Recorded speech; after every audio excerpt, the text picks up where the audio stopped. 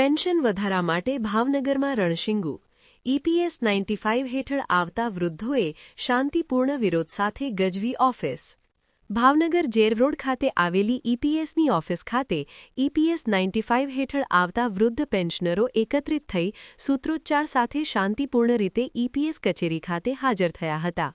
વૃદ્ધોની pension સંબંધિત વેદના તથા તેમની યોગ્ય માંગ અંગે લેખિત રજૂઆત કરવામાં આવી, જેથી વૃદ્ધ પેન્શનરોની વાસ્તવિક પરિસ્થિતિ સરકારના ધ્યાને આવી શકે. પેન્શનરોની હાલતને ધ્યાનમાં લઈ ન્યૂનતમ પેન્શન ₹7,500 પ્રતિ મહિના તથા મોંઘવારી ભથ્થું સાથે તરત જાહેર કરવામાં આવે, જેથી વૃદ્ધ પેન્શનરોને સન્માનજનક જીવન જીવવાનો આધાર મળી રહે. જો તેમની આ ન્યાયસંગત માંગ અંગે યોગ્ય સમયમર્યાદામાં સકારાત્મક નિર્ણય લેવામાં નહીં આવે તો મજબૂરીવશ તેઓ ભવિષ્યમાં વધુ વિસ્તૃત તથા શાંતિપૂર્ણ લોકશાહી આંદોલન કરવાનો માર્ગ અપનાવશે. વૃદ્ધ પેન્શનરોની આ યોગ્ય માંગ પર સહાનુભૂતિપૂર્વક અને સકારાત્મક નિર્ણય લેવા સરકારની વિનમ્ર વિનંતી કરવામાં આવી છે. અમારું કામ કરવાનું આજે એમને તમામ જગ્યાએ ઝોનલ ઓફિસ, રિજનલ ઓફિસ, બરાબર હેડ ઓફિસ અને સાહેબની મનસુખભાઈ માનવીયાને બધી જગ્યા આજને મોકલી દો. અમારું જેમ બનેમાં વૃદ્ધો કેટલા હેરાન થાય છે, 9 વર્ષથી હેરાન થાય છે. અમે તો તમને રિક્વેસ્ટ કરવા આવ્યા છીએ અને મનસુખભાઈ માંડવિયાને, નીમુબેન બામણીયાને આપવાનો છે. અમારી તમારા વિનંતી છે. અમે બીજું શું કરવાના છીએ? તમારે જેટલું થાય એટલું કરો છો. બાકી તો હેડ ઓફિસથી જે આવે, બાકી તો અમે તો તમને અહીંયા અમારા સાહેબ છો એટલે અમે તમારી તાત્કાલિક અમારા ડેટા પહોંચાડી. અને અમારી માંગણી સરકાર પાસે 9 વર્ષથી છે, છેલ્લા 9 વર્ષથી 7,500 પ્લસ વેરિયેબલ DA અને પ્લસ મેડિકલ સુવિધા 9 વર્ષથી અમારું આંદોલન ચાલે છે વૃદ્ધોનું. 65 થી 70 વર્ષના વૃદ્ધોનું. પણ હજુ સુધી સરકારે આશ્વાસન સિવાય હજુ અમને કાંઈ આપ્યું નથી.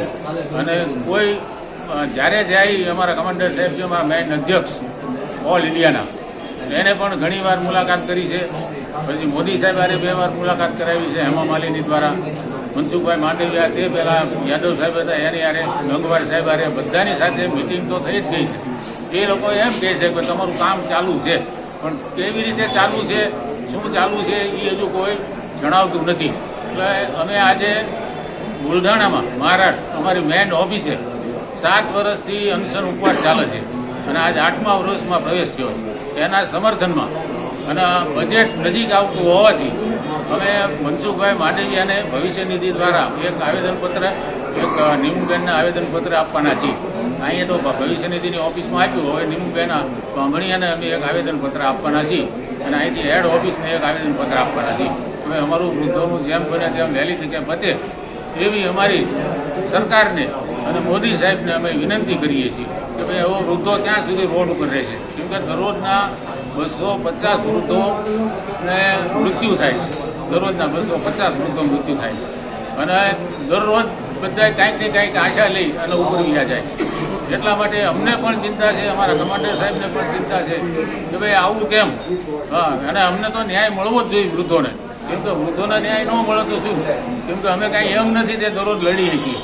તો વૃદ્ધો 9 વર્ષથી જો રોડ ઉપર હોય અને સરકારનું ધ્યાન ન દોરાતું હોય તો ભારત સરકાર માટે બહુ યોગ્ય ન કહેવાય.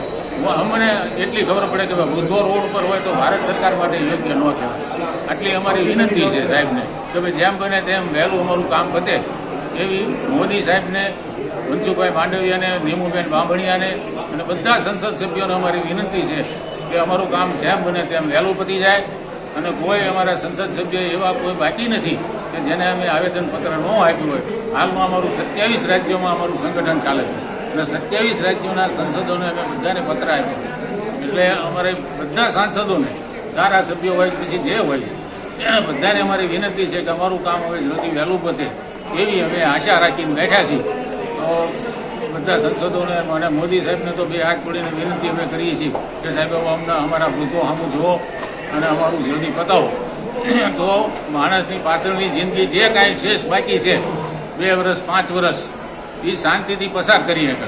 અમે કાંઈ એટલી મોટી બધી રકમ નથી માગી અને અમારું ફંડ પડ્યું છે એટલું બધું કે સરકાર ઉપર કોઈ બર્ડન નથી આવવાનું. અમારું ફંડ અત્યારે 10 લાખ કરોડ પડ્યું છે, એમાંથી જ તે આ લોકોને ડિવાઈડ કરવાનું છે. જો 370ની કલમ હટાવી દેતા હોય તો આ કેમ ન થાય? આમાં તો સુધારો કરવાનો છે ખાલી. એટલે આ સંવેદનશીલ સરકારને અમારી નમ્ર વિનંતી છે કે ભાઈ જલ્દી અમારું કામ પતી જાય અને મોદી સાહેબને 2 હાથ જોડીને વિનંતી કરવાની કે સાહેબ જલ્દી અમારું કામ પતી જાય એવી અમે તમારી પાસે આશા રાખીને બેઠા છીએ. જય હિન્દ, જય ભારત. સમાચારની અવનવી અપડેટ જોતા રહો નિખરતા ગુજરાત ન્યૂઝ સાથે. નિખરતા ગુજરાત ન્યૂઝને લાઇક, શેર, સબસ્ક્રાઇબ કરો અને બેલ આઇકન દબાવીને સમાચારની ઝડપી માહિતી મેળવો.